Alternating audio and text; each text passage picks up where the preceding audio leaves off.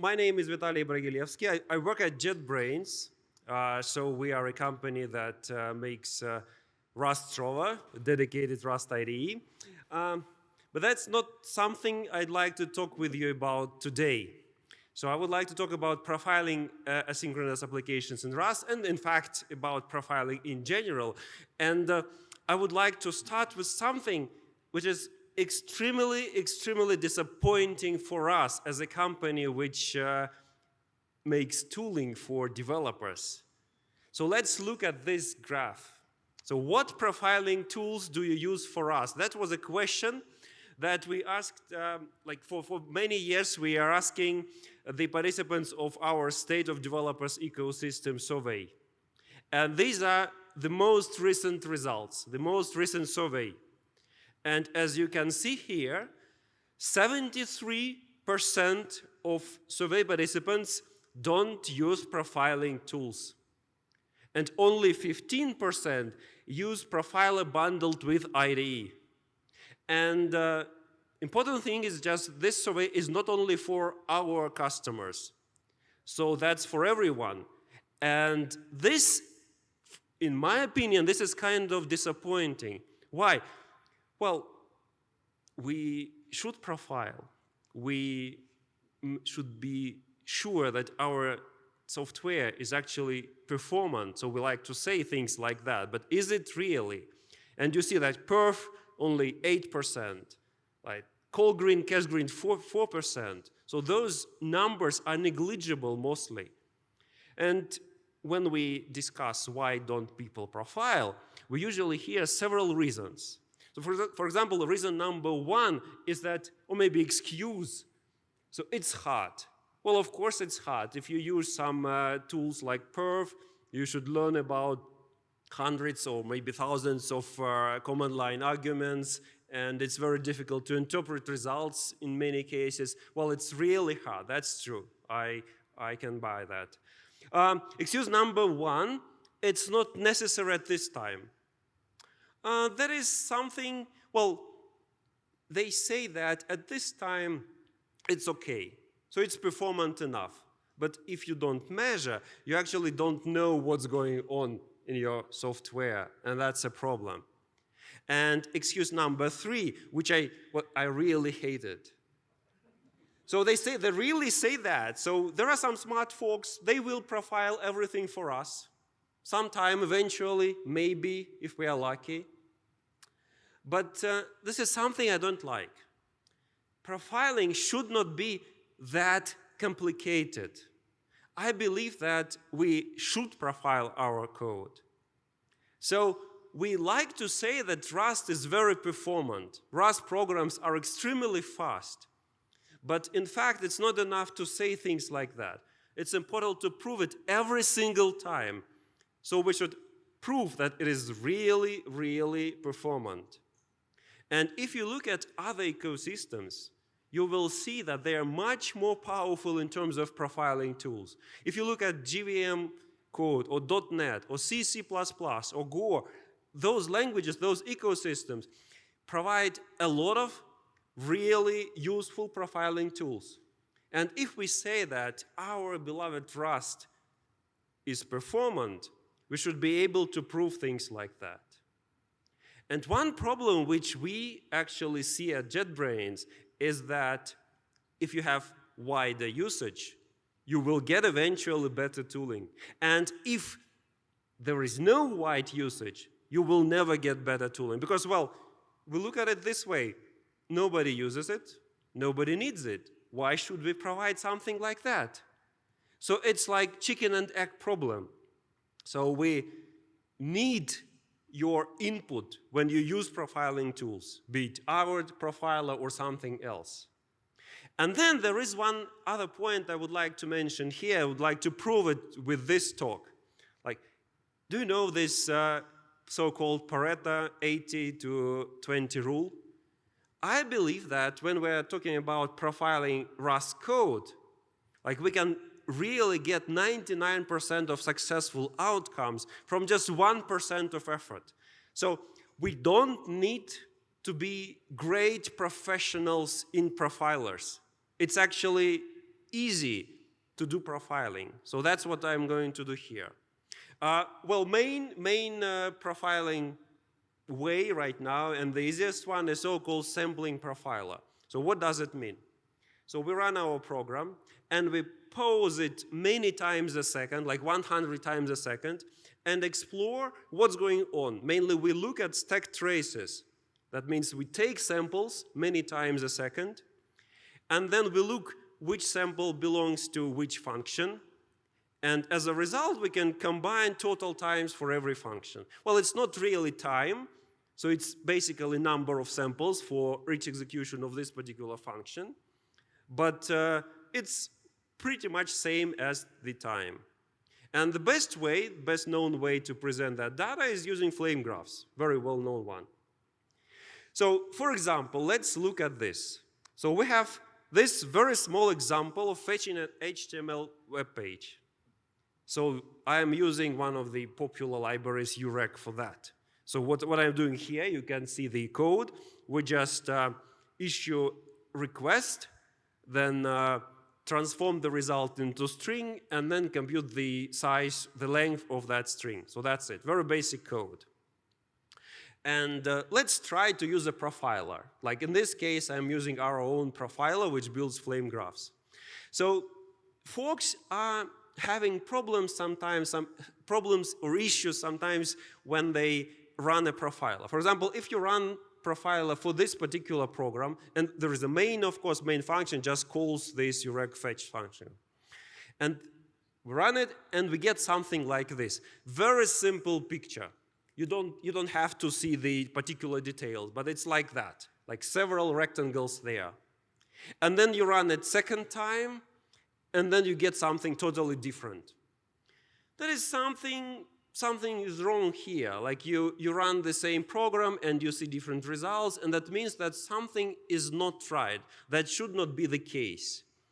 And that's really a problem here, because if you run profiler several times and you get different results, that means that what you get is not the actual profiling results.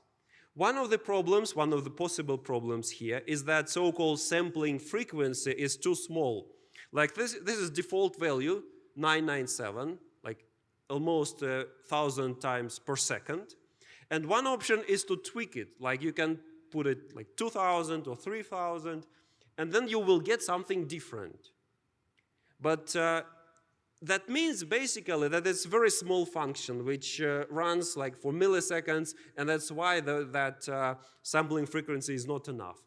Or alternatively, you can iterate. Iteration is something that is not always feasible with your code.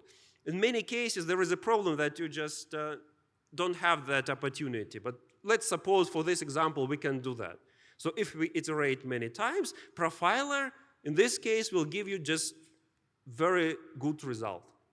And when you look at this very sophisticated graph, it's very easy to find the urec fetch function, and you can see where this code is actually, where we have a connection to HTTP server, where we get the actual result, where we transform it into string. For example, here, if you look closely, you would immediately see that like half of the time is taken by connecting to a server with get adder info and stuff like that. So it's not about transforming the result into string or getting that result. It's about connection. So maybe in this particular program, you have to think about how to make that connection time smaller. But with profiling, you get the root problem. What is the slowest part of your program? And that's really important. Let's look at another library for fetching requests. It's curl. We all know curl, very nice command line utility tool, which is slowly rewritten to Rust from C. At least they have several components written to Rust already. And this is just quite regular code for Rust. We use this library. We want to issue a request, and curl give us an ability to receive results by several chunks. So you see write function there in the middle, and then you also see that in this version we convert what we've got, one chunk, into part of the strings, and then we use concatenation. By the way, there is a serious flaw in this program. I am not telling you what is the problem, but you should be able to understand what's going wrong here. I'm not about that.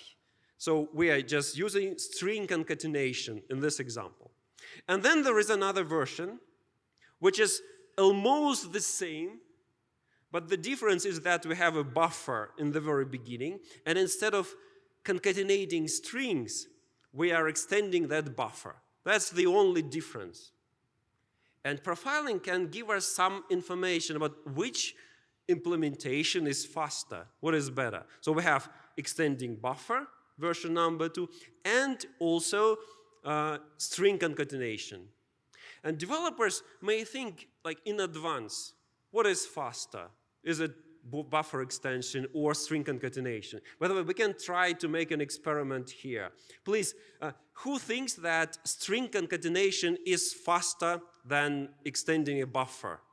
Please vote. String concatenation is faster. Okay, I see one vote here.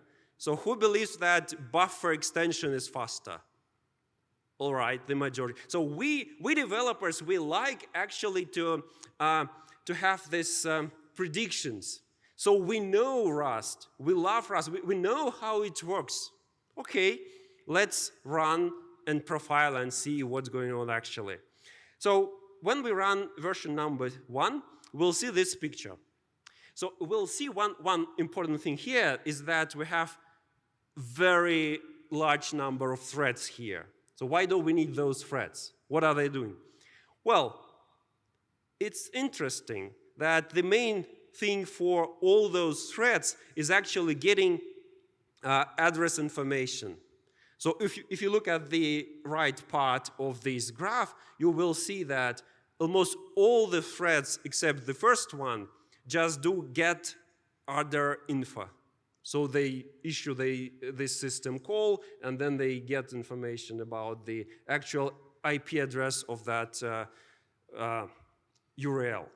So we can see that. All right, so that's something we can understand using that flame graph. Okay, let's go further. So this is the actual result of this profiler. And in actual program, we run first version with string concatenation and second version with extending buffer. And it's interesting that half of the time, almost half of the time, it's like 49%. It's about that version with extended buffer. So actually, what we see here is that so it's actually more slow here. So that another part with string concatenation is faster. And that is kind of a problem. That actually means that our prediction was wrong. Like string concatenation works faster, and we don't know why. So that's something that we can learn from this picture. Okay, so yeah, let's.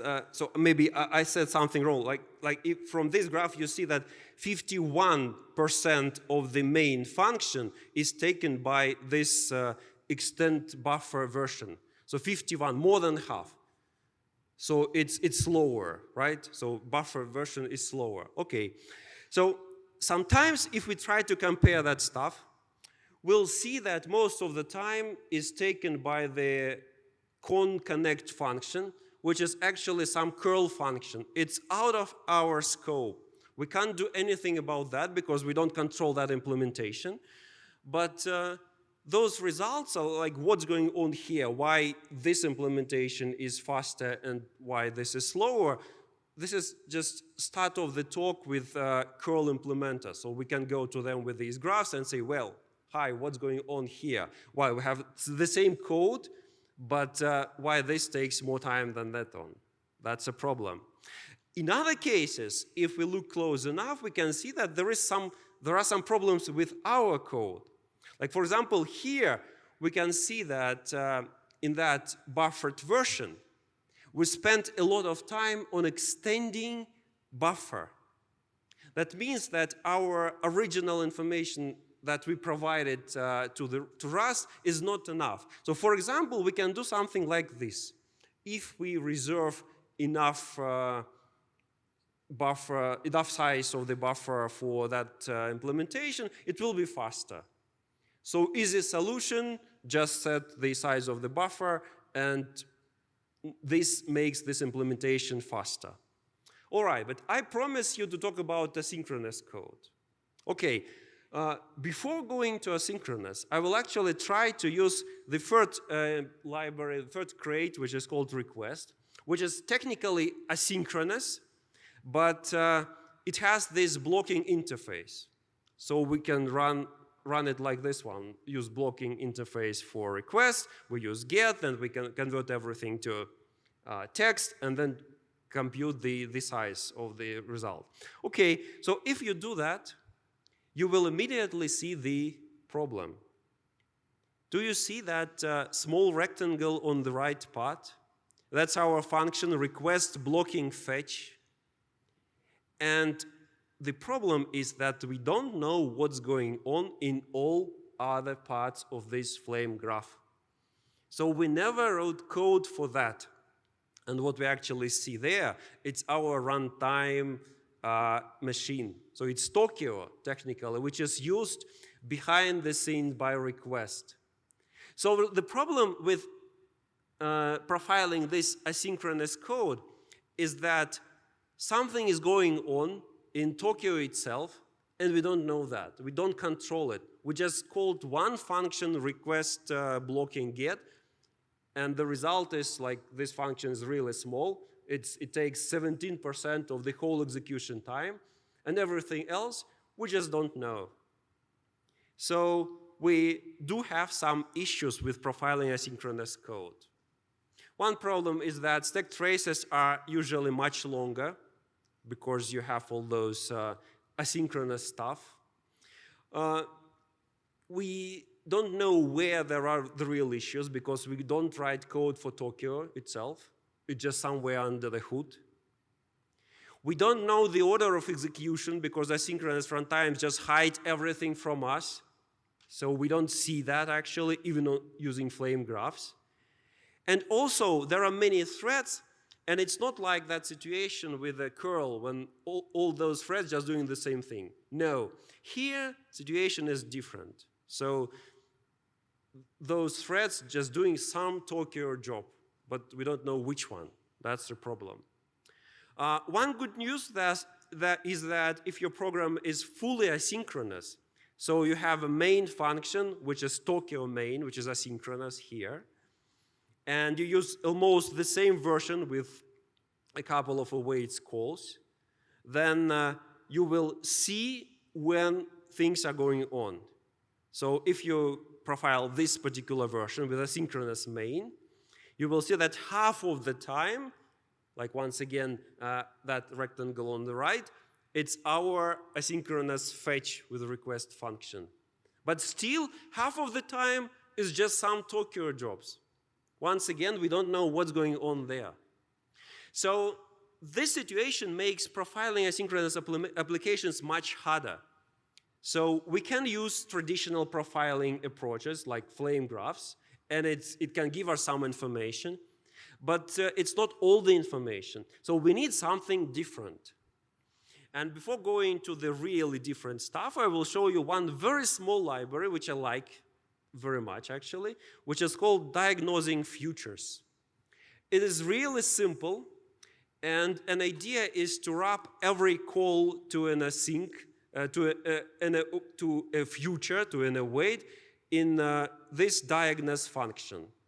So you have futures, but before actually polling them, you run this wrapper.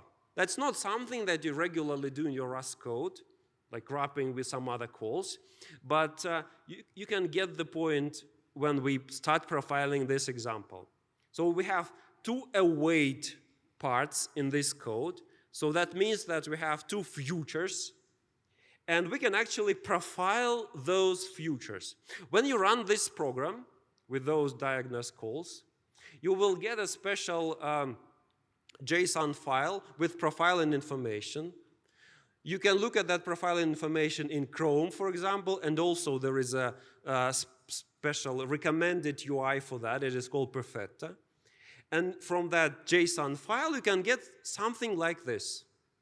So there are several threads. And if you see that triangle means awakening a future, and those vertical lines of this graph are actually polling those futures. So as usually in asynchronous code, we do polling several times until the result of a future is ready to be processed. So we are doing awakening of a future, then we poll it several times until it is ready. So if you make it a little bit bigger, you will see something like this. So those rectangles here, they were vertical lines before in the previous slide. They're actually polling futures.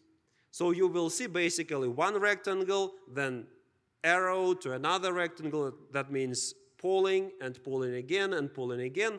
And once it's ready, we go to another future. So you can see this particular flow of information from those futures. And this is really important.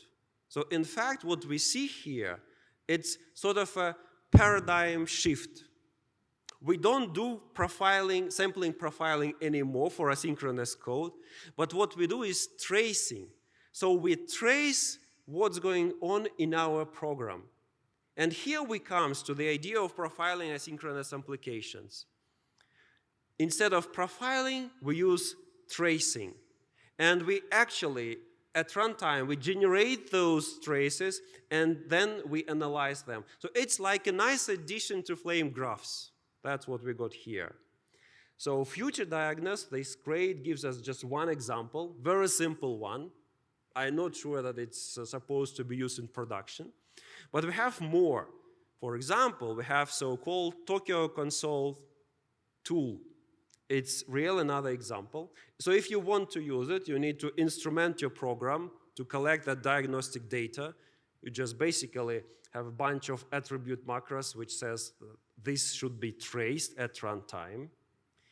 Then you run your program, display and explore the data interactively. And if you use this tool for instrumented program, you can get something like this. Tokyo Console gives you information about Tokyo tasks. One problem with this approach is that it is really interactive, and things in interactive programs change very fast.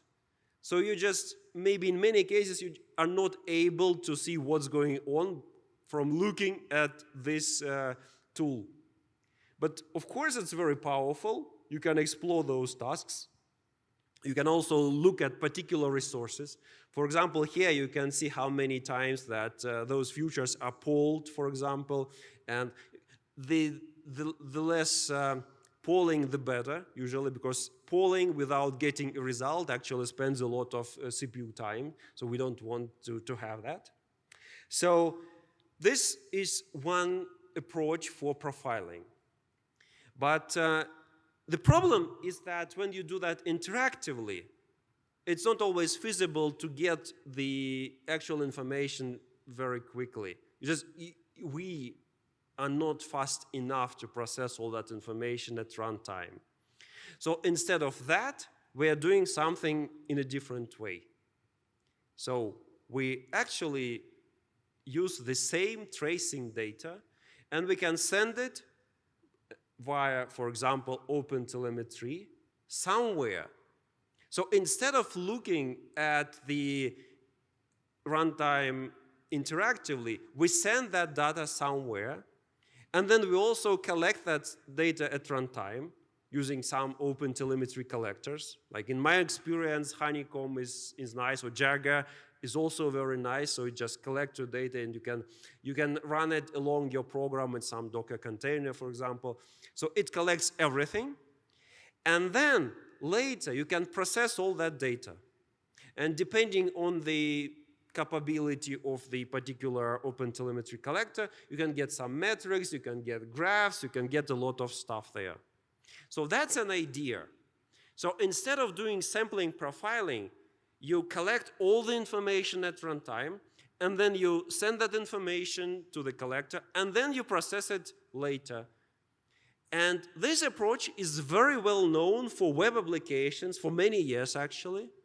But it's not that well known when you want to do a profiling. But technically, it's the same thing. You don't have to write web application to do profiling this way, by tracing of what's going on at runtime in your program. And Tokyo gives you exactly information that you need to understand what's going on. So, when we profile a synchronous application, we should have in mind that normally they're used in the situations with unstable load. Like you have, at this moment, you have many requests. A minute later, you have much smaller number of requests. So that gives some wrong information about actually behavior of our program at runtime. So it's useful to run that program in some server machine, like to make it closer to real production environment. It's also useful to have some stable load. So when you profile code, you just generate some stable load to make sure that everything just resembles some production environment again. For example, for generating that load, you can use Goose. Goose is a really nice tool implemented in Rust. So I like it very much. So it just it gives you an opportunity to describe your payload, your load, and then it generates it. It can do it like on a stable rate. So you just create very nice, almost like production environment. It has its own, of course, it has its own reporting system, but we may be not interested in that because during the same run, we generate those traces that we'll analyze later. It's also useful to use IDE profiler in this setup, so it's fine. So if you have some remote development capabilities, for example, you just start your code from the server machine, you run IDE there. It's possible like in our IDEs, of course. And you can analyze flame graph. And at the same time, you generate all those traces for distributed tracing. And you transmit that data to collector. And then, as a result, you get full information about your program. So once again, we can analyze flame graphs. And that's something that we should do very often, because that gives us right information about our code. But then we should also use this tracing approach. And ecosystem is slowly moving towards that direction. Unfortunately, there is one problem with this approach. Like, there are no real tools for analyzing performance data not interactively. It's fine with interactive approach in Tokyo Console, but there are no analyzers for that information which is done later after we run that program. So that's something the community ecosystem should think about. Maybe we'll think about that at JetBrains. I don't guarantee that, I don't know. But that's something of a problem for the whole community. How we should analyze that data to make it easier. So my main point is that our common goal is to make profiling easier for everyone, so that we don't have that unhappy situation when only 15% of folks just do profiling. No, all of us should do that, because we are smart enough to profile our code and to prove all other folks out there that we are actually mature ecosystem which produces provably performant code. And that's it from me today. Thank you very much. Please come to our booth. We have at 4:15 in an hour we have a quiz many funny Rust questions. Some of them are quite difficult, actually. But you can get books there, so please come and get some prizes from us. So thank you very much again.